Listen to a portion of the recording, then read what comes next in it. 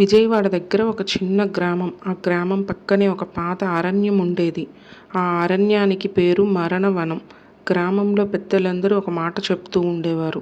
సూర్యాస్తమయం తర్వాత ఆ అడవిలోకి ఎవ్వరూ వెళ్ళకండి. అక్కడ యక్షిణి ఉంటుంది. ప్రేమగా పిలుస్తుంది, కానీ ప్రాణం తీస్తుంది అని. అర్జున్ అనే యువకుడు పట్టణం నుండి గ్రామానికి వచ్చాడు. అతనికి ఈ భూత కథలు, పిశాచాలంటే నవ్వొచ్చేలా అనిపించేవి. ఒకరోజు సాయంత్రం అతను అడవిలోకి వెళ్ళాడు. ఆ సమయంలో ఒక చల్లని గాలి వీచింది. దూరంగా ఒక అమ్మాయి కనిపించింది. తెల్లటి చీర, నల్లని జుట్టు, అద్భుతమైన అందం. ఆమె నవ్వుతూ ఉంది.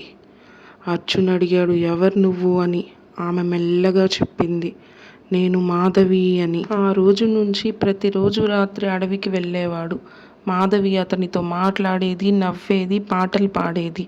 కొద్ది రోజుల్లోనే అర్జున్ ఆమె మీద ప్రేమలో పడ్డాడు. ఒకరోజు అర్జున్ ఆమె చేతిని పట్టుకున్నాడు. చల్లగా ఉంది, అస్సలు మనిషిలా లేదు. మీ ఇల్లు ఎక్కడా అని అడిగాడు. ఆమె కళ్ళు ఒక్కసారిగా మారాయి. మా ఇల్లు ఈ అడవినే అంది. ఒక రాత్రి అర్జున్ ఆమెను వెతుక్కుంటూ లోపలికి వెళ్ళాడు. అక్కడ ఒక పాత చెట్టు కింద ఎముకలు, పాత కంకాలాలు అవన్నీ కనిపిస్తున్నాయి. అర్జున్ వాటిని చూసి షాక్ అయ్యాడు. అప్పుడు వెనక నుంచి మాధవి గొంతు, వాళ్ళు కూడా నీలానే వచ్చారు అని. ఆమె ఒక్కసారిగా మారిపోయింది. కళ్ళు ఎర్రగా, పళ్ళు పొడవుగా, జుట్టు గాలిలో ఎగురుతుంది. నేను యక్షిణిని, నిన్ను ప్రేమించాను, కానీ నీ ప్రాణం కూడా నాకు కావాలి అని. అర్జున్ భయపడ్డాడు. కానీ నువ్వు నిజంగా నన్ను ప్రేమిస్తే నన్ను వదిలే అన్నాడు. మాధవి కళ్ళల్లో కన్నీళ్ళు. నాకు ఒక శాపం ఉంది, ప్రేమించిన వాడిని చంపకపోతే నేనే నశిస్తాను అని అంది. మాధవి అర్జున్ దగ్గరకు వచ్చింది. ఆమె చేతులు అతని గొంతు వైపు పోనిచ్చింది, కానీ ఆపేసింది. నేను నిన్ను చంపలేను అనింది. అప్పుడు ఆకాశం గర్జించింది. ఆమె శరీరం కరిగిపోవటం మొదలైంది. నీ ప్రేమ వల్లే నాకు విముక్తి వచ్చింది అని చెప్పి అదృశ్యమైంది. ఆ అడవిలో ఆ రోజు తర్వాత ఎవ్వరూ యక్షిణిని చూడలేదు. 6 నెలల తర్వాత అర్జున్ జీవితం పూర్తిగా మారిపోయింది. ఆ రాత్రి తర్వాత అతను మాధవిని మర్చిపోలేకపోయాడు. ప్రతి రాత్రి అతను అదే అడవికి వెళ్తూనే ఉండేవాడు. మాధవి, మాధవి అని పిలుస్తూ ఉండేవాడు, కానీ ఎలాంటి సమాధానం రాలేదు. ఒకరోజు పౌర్ణమి. అర్జున్ అడవిలోకి వెళ్ళాడు. ఆ రోజు గాలి చాలా విచిత్రంగా ఉంది. అర్జున్కి ఒక గొంతు వినపడింది. అతని గుండె ఒక్కసారిగా గట్టిగా కొట్టుకుంది. ఆ రోజు మాధవి అర్జున్ ముందుకు వచ్చింది. ఈసారి ఆమె వేరేలా ఉంది. కళ్ళు పూర్తిగా నల్లగా, నవ్వు భయంకరంగా ఉంది. నువ్వు నన్ను మర్చిపోలేదు కదా అంది.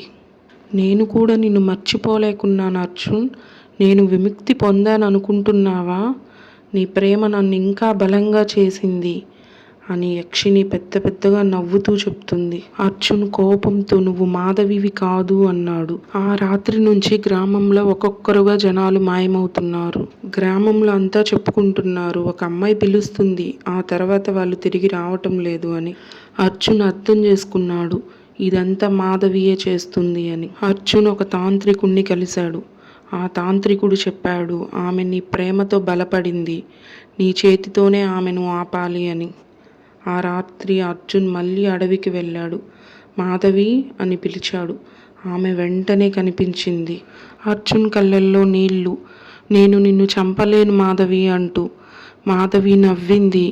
అయితే నువ్వే చేస్తావు అని ఆమె అతనిపై దూకింది. అర్జున్ తన దగ్గర ఉన్న పవిత్ర తాళిని తీసి ఆమె మెడలో వేశాడు. ఒక్కసారిగా ఆమె అరుస్తూ, అర్జున్ నన్ను విడిపించు అనింది. కొన్ని క్షణాల్లో ఆమె మళ్ళీ పాత మాధవిగా మారింది. అర్జున్ కళ్ళు మూసుకుని తంత్రమంత్రం చదివాడు. ఒక భారీ వెలుగు. ఈసారి ఆమె శరీరం శాశ్వతంగా మాయమైంది. అర్జున్ తిరిగి గ్రామానికి వెళ్ళాడు. అన్నీ సాధారణంగా మారాయి. కానీ ఒకరోజు అతను అద్దంలో ఒక నీడ కనిపించింది. ఆ రోజు నుంచి అతనిలో మార్పులు.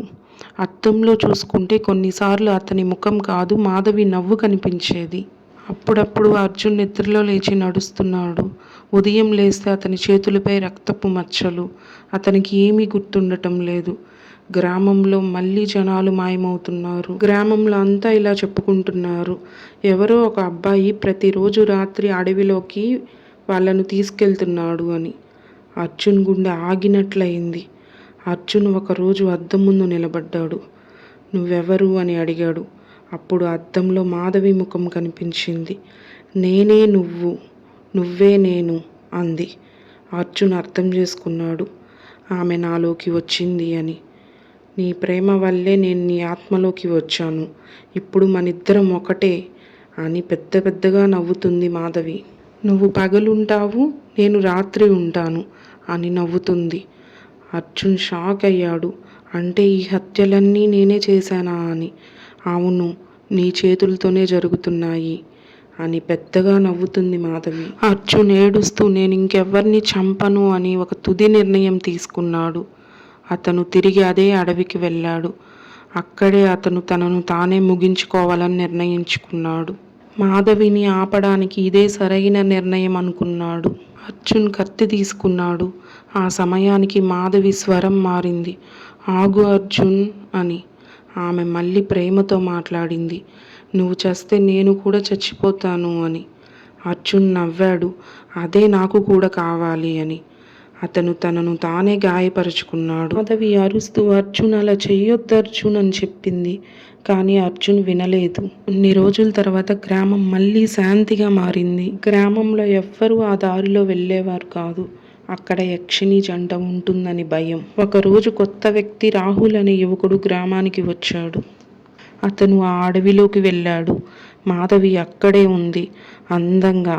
నాతో వస్తావా అంది మెల్లగా. రాహుల్ కళ్ళు మసకబారాయి. అతను ఆమె వెంట నడిచాడు.